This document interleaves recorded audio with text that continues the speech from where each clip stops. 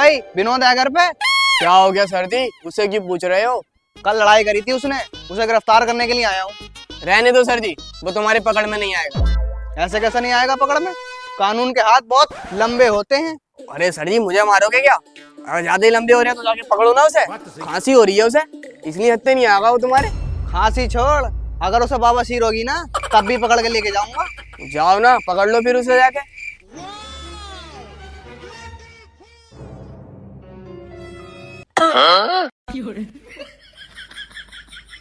अबे साले, अबे कहाँ गया बे?